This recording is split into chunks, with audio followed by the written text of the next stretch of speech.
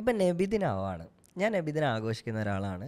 കഴിഞ്ഞതിനേക്കാൾ അടിപൊളിയായിട്ട് ഈ വർഷവും ഇതിനേക്കാൾ അടിപൊളിയായിട്ട് അടുത്ത വർഷമൊക്കെ ആഘോഷിക്കണം എന്ന് വിചാരിക്കുന്ന ഒരാളുമാണ്.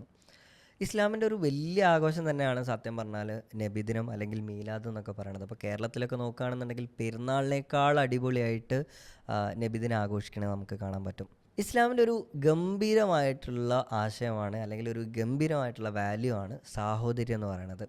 ഇപ്പം നബിദിനത്തിനൊക്കെ റാലിയിൽ പോകുന്ന ചെറിയ മക്കളെ കയ്യിൽ നമ്മൾ പ്ലക്കാർഡിലൊക്കെ എഴുതി കൊടുക്കും, ഇസ്ലാം സാഹോദര്യത്തിൻ്റെ മതമാണ്, അല്ലെങ്കിൽ തനിക്ക് ഇഷ്ടപ്പെടുന്നത് തൻ്റെ സഹോദരന് ഇഷ്ടപ്പെടുന്നത് വരെ ഒരാൾ മുസ്ലിം ആവുകയില്ല, ഇങ്ങനെയൊക്കെ എഴുതി കൊടുക്കും. ഇതിലൊരു രസം എന്താണെന്ന് വെച്ചാൽ ഇവർക്ക് ഒരു നാട്ടിൽ 2 പള്ളി ഉണ്ടാവും, 2 മദ്രസ ഉണ്ടാവും.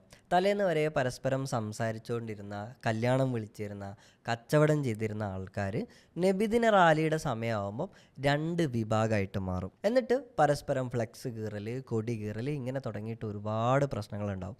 ഒരേ അങ്ങാടിയിൽ ഏതാണ്ട് ഒരേ സമയത്ത് 2 വിഭാഗക്കാരുടെയും റാലികൾ നടക്കും. എൻ്റെ ചോദ്യം ഇതാണ്, ഇതിലെവിടെയാണ് സാഹോദര്യം?